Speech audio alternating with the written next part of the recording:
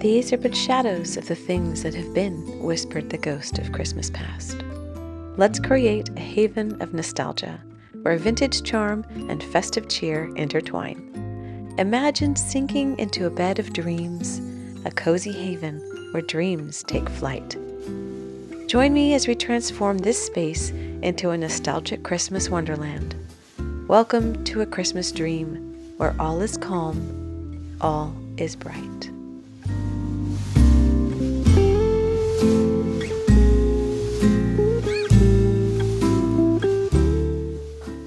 Welcome to what we like to call the king room. This is a king size bed, and I am going to get this room ready for Christmas. We have a lot of guests coming this Christmas, and so I like to bring touches of the festivity into this room. I'm going for a very nostalgic vibe. I'm hoping that I'll be able to achieve it. So it's going to be a little different than what you see, which is very white, very crisp, very clean, and it's still going to be clean, obviously, but I want our guests to feel just like in a hug when they walk into the guest room. I will be using what I have. No new purchases for this project. I'm happy that you're here. Let's get to decorating.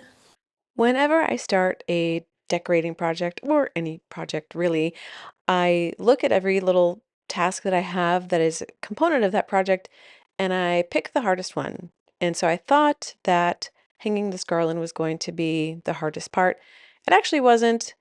You will see what the hardest one is because, yeah, I really underestimated my skills here in a minute. But anyway, yeah, I thought I was eating the frog here, and it turned out pretty easily. So I love this look. I was going to try to wrap the garland around the posts on the bed, but that sounded really hard, and I was coming off of a cold, and I was like, no, I'm not doing that.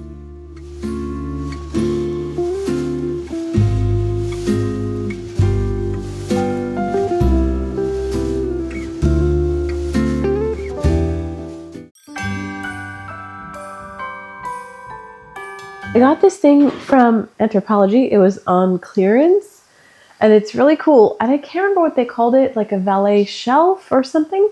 But there's a tray for like your jewelry or wallet or whatever, and then a place for you to hang your stuff.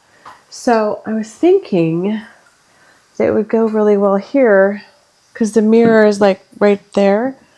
But I have to make sure that it fits next to the chifforobe. I think this would be all right.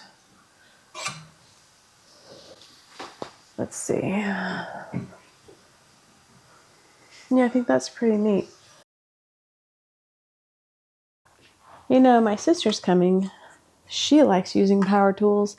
I should just wait for her, but I'm not going to. Oh, Lord.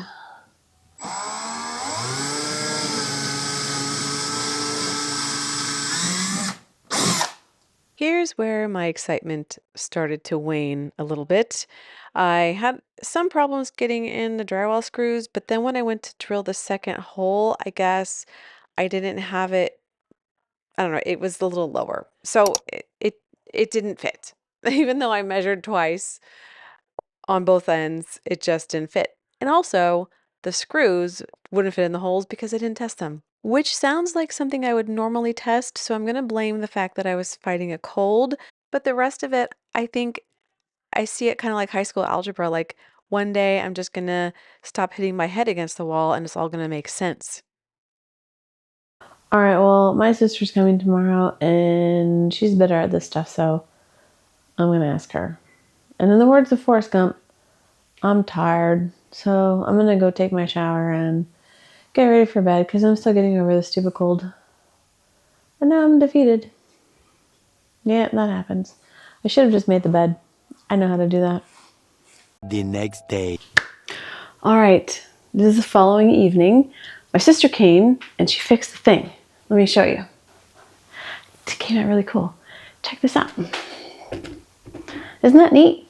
So, you know, you can hang something on it as you're getting ready, or this is my shirt, and then maybe you have your pants and a jacket behind it, and then you can have like jewelry or, you know, a wallet or whatever. So next I'm gonna do the bedding and make it super cozy, and yeah, that's next. So I don't know how you do duvet covers if you have one, but I found this. Somebody mentioned this last year when I was struggling with duvet covers from the Rachel Ray show, I think, and it actually works. So you do the duvet inside out, upside down, then you make this big burrito and you flip it on inside and kind of continue to invert it and flip it and roll it until it's all the right way. And it looks like magic and it takes a minute. It took me a minute to figure out how to do that, probably about 3 or 4 tries, but it saves so much time. The wonders of life got the prettiest side for everyone to enjoy. Standing up close by the Christmas tree, glimmering light. Even though the holidays are a time that are filled with joy and memories, a lot of times it can be stressful for a lot of different reasons. And I just want to say thank you for being here. Thank you for clicking on this video. Thank you for spending your time with me.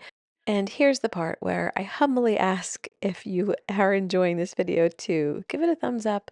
And if you're not subscribed, to subscribe so that this video can be spread to more people who are trying to create a beautiful home for the holidays for their loved ones. Thank you.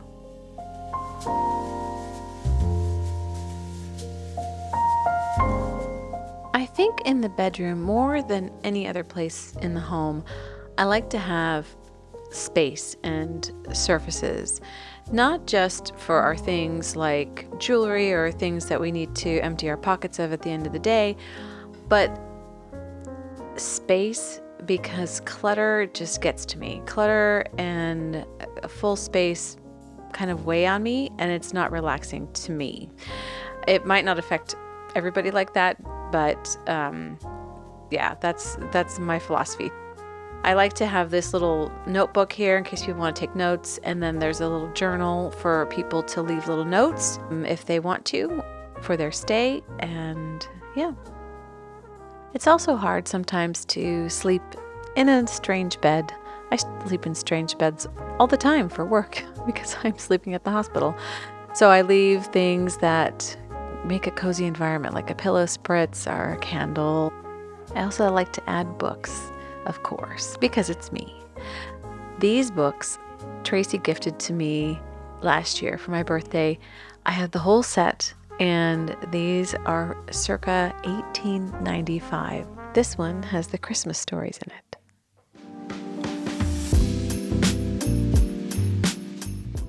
This door actually leads to the bathroom for this guest room, and there's a little step down because, fun fact, the bathroom here used to be part of the sleeping porch of this house that has been closed off and made into a bathroom.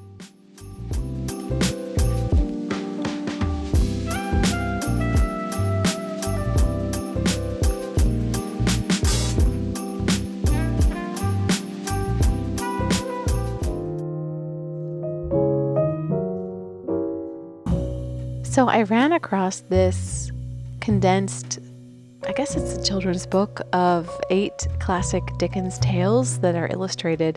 There are even stories in here that I haven't read, but this is the Christmas Carol version. I hope as you see the final looks of this room, you can feel being here and feeling restored at the end of a day, fortified for the day that's to come, and just a feeling of peace and calm.